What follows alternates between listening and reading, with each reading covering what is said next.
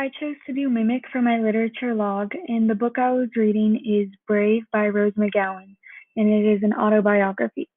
So, some things I really enjoyed while reading this book is that when reading it, it sounded like the author was talking to the readers. It was as if she was like telling a story in a conversation, and I really liked that because it made the readers connect to the book on a more personal level, and it just made it more personal and it felt more raw. Another thing I noticed is it was written in the past tense because she was writing about her past and what she went through during the past. And at the end, she talks briefly about where she is at life in the moment and gives a little piece of advice for those that are going through a similar time, which I also decided to embed into my writing.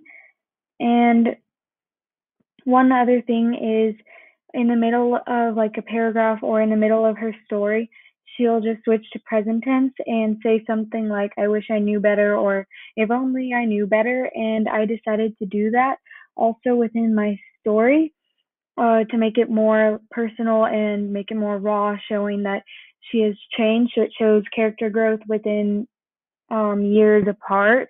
An example of me doing that is right here where I write down how foolish, wait, how foolish of me was that. I really should have seen the red flags earlier. So I switch in the middle of the paragraph and talking from past tense to present tense. And so what I did was I rewrote my entire story to be in the past tense, and I added some lines in present tense as I just showed.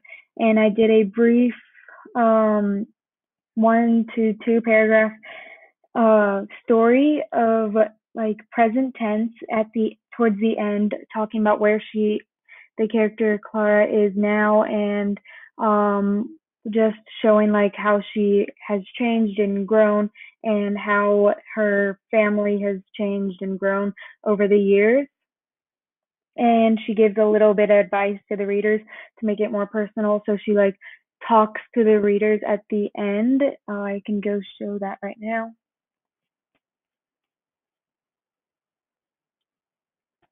So here on the very last page, I just specifically talk about where everybody is at and a little bit of advice.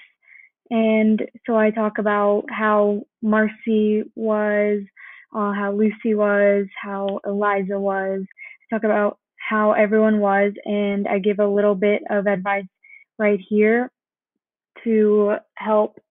So, like, as in the book, Rose did that to help people and give advice and make it seem more like a conversation, which is something I really admired. And so I did it here, talking about what Clara went through, but also giving like hope to people who are going through the same thing Clara went through. And another thing I tried to incorporate throughout my story was this roles of the sisters and how they changed. So from the beginning, I started with talking about who she was in her character. So she mentioned here, I was the screw up. I was the youngest, meaning I had lived a carefree life without many responsibilities.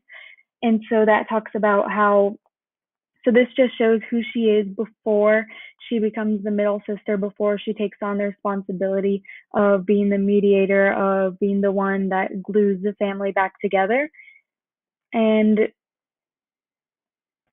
again, here I talk about what it's like growing up as the youngest child and how it makes her very dependent on other people. And then this is all the beginning before the story starts. I added this for my literature log to give a little backstory because during the writer's workshop, people said that they would like to have more backstory as to what happened because I had originally left it as a cliffhanger. And at the very end, I just mentioned that it was Clara's fault that Marcy died. So I added a little bit of backstory as to what